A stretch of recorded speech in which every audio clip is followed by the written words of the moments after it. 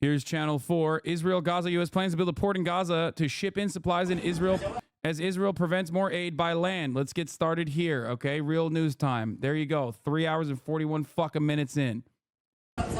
In northern Gaza, children clutch empty pots and buckets, awaiting food at this street kitchen. The man in charge says they've run out of essentials, rice and sugar, in a region where the UN says they're dying from hunger. People are hungry. Helldivers, new warbound inbound. Don't add politics and woke stuff for liberty and freedom.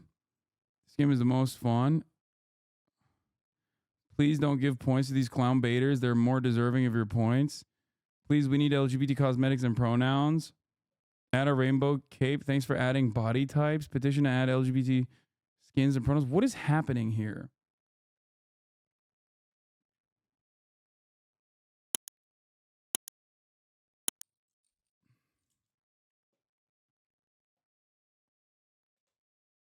This is so bizarre. Like, what the fuck are people doing?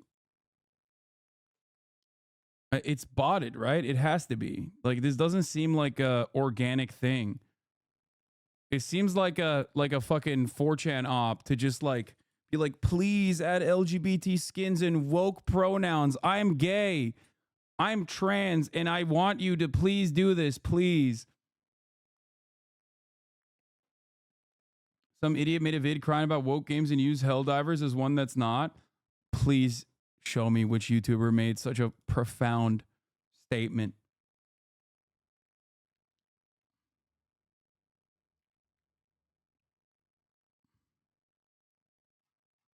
Anyway, we'll do that later though. Let's watch real fucking news. Let's talk about the real fucking news. As they're dying from hunger.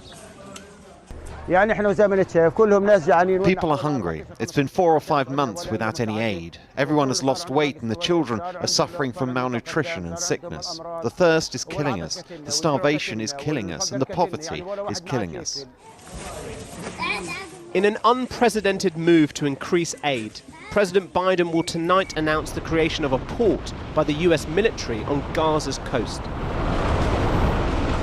Nowhere near enough support is getting to northern Gaza, with airdrops insufficient and the World Food Programme saying a convoy of 14 aid trucks were turned away by the Israelis this week. More would reach Palestinians if there was a ceasefire, but American hopes of a deal by Ramadan look bleak, leaving the people of Gaza mired in war amidst a looming famine. And with the families of the more than 100 Israeli hostages still waiting for their loved ones to return. How you can sleep at night? Look at us. Look at them. All the time.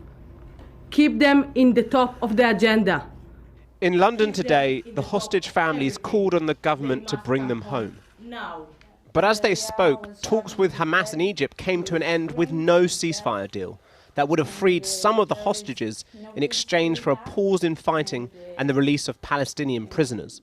We believe that it would only release about 40 hostages within 6 weeks. Would that be something that you would be in favour of, even though it would mean not all of the hostages being returned? If we see someone come back, it's good for us. If only one now come inside to Israel, we know that we have hope. This is what we need. We need hope. In Israel, while a majority support the war, many are growing angry at Prime Minister Benjamin Netanyahu. He's been criticised for his conduct during the war. And at a rally last week, Benny Gantz, a member of the war cabinet and a Netanyahu rival, joined the hostage families.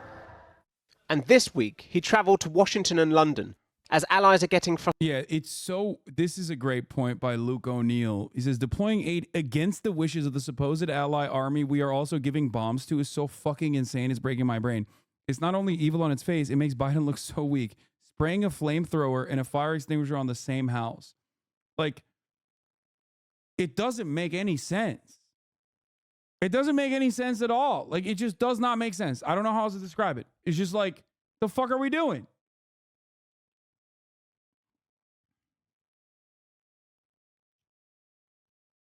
You're giving a dude a flamethrower and then tossing a bucket of water at the same house that the dude lit on fire as you're consistently supplying him with more fuel to keep blowing up the house. Frustrated with Netanyahu, who today said Israel would launch an offensive on Rafah, despite calls for him not to do so. There is international pressure, and it's growing. But when the pressure rises, we must close ranks. We need to stand together against attempts to stop the war. That rhetoric will not please Washington, with officials concerned about the wider region. Yesterday, scenario, U.S. build port, Israel attacks port. Biden sends a warning attack against Israel. Biden gets reelected because he's tough on Israel. No, the real scenario is Israel and the United States build the port together and then use the port to consistently continue doing military operations from said port. And the port doesn't actually end up helping the Gazan population at all and still further contributes to their demise. That's the real likely scenario of this. Because ironic, but one of the Hamas reasons, according to them, as to why they did October 7 was so they could facilitate a hostage swap for the tens of thousands of hostages in Israeli prisons and, indefinitely detained by the Israeli government. And the other reason was because they wanted a fucking port. It's true. Look it up. They wanted to have a port so they could conduct trade. Hamas killing thousands in the name of peace law. Everything that you say about Hamas can be said about Israel times 1,000. You know that, right? Like, that's the whole point. That's why this doesn't make any sense.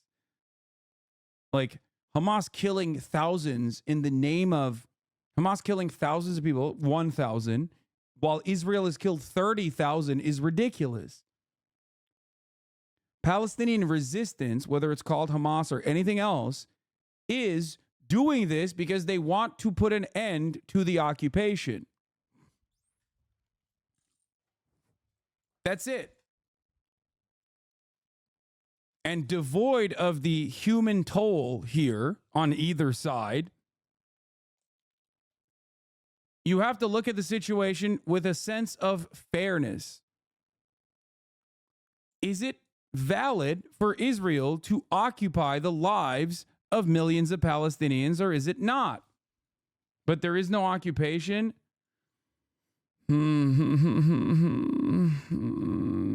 Kill them all. What?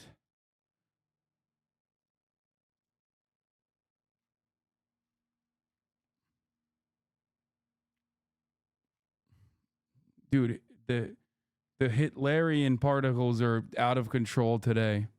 Yemen's Houthis attacked another ship in the Gulf of Aden, killing 3 people. Back in Gaza, the situation is desperate.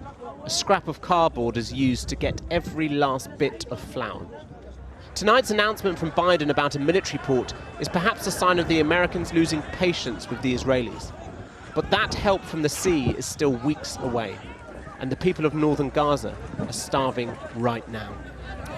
Well, let's get more now from our Washington correspondent, Siobhan Kennedy. Siobhan. Well, I think Kieran is right. This is a sign of rising tensions between the US and Israel. We know that America has tried to persuade, to force Israel to let more aid in, but it simply believes now that Israel is not doing enough to meet that demand.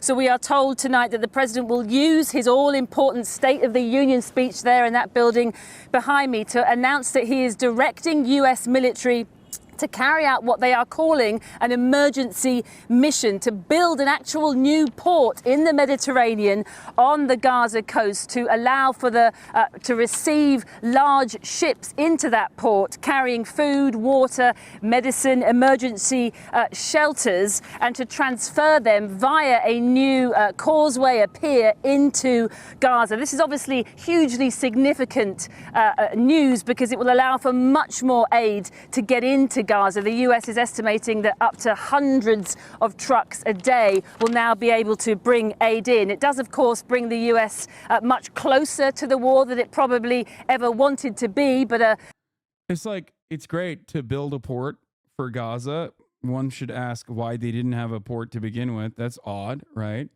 If they are an autonomous area that is devoid of control, devoid of Israeli control, how did they not have a fucking port? What's next? You're going to tell me that they don't have an airport either? That's wild, okay? However, the second question to ask in this circumstance is like, well, second question to ask in this circumstance would be, why do these people need aid? I don't really understand. Is it like, are they being bombed to bits by an occupying force? And then last but not least, why do we have to put a port in? Why can't they come in through regular convoys? All of the three questions have one answer, which is Israel. As an occupying colonial entity, Israel is rendering this null and void. Israel is creating the necessity for such things while also simultaneously making it impossible for these people to live there, because their purpose is to eradicate the population, either through forcible ethnic transfer, ethnic displacement, or directly cleansing them of the land by killing them with bombs that were supplying Israel. A White House official assured us reporters that did not mean that there would be any need for US boots on the ground in Gaza. At least that is what it is saying now. It does say much, though, of course, that the US is having to resort to this. This is not a hostile government it's dealing with, after all. It's Israel, one of its closest allies, and yet seemingly the US does not have the sway to force Israel to do its bidding. It does. And if it doesn't, right, then it's over. Like, what do you mean? We are the world police. Any country that does half of the shit that Israel does gets invaded by America, okay? As a matter of fact, we make up shit that other countries are doing in an effort to invade them. And I do not see any bombs flying over the Knesset, okay? I do not see the American troops on the ground inside of Tel Aviv, okay? Restoring democracy and law and order to Israel. But we don't even need to do that. We can start with simpler terms, like refusing to give them more weapons. Just saying.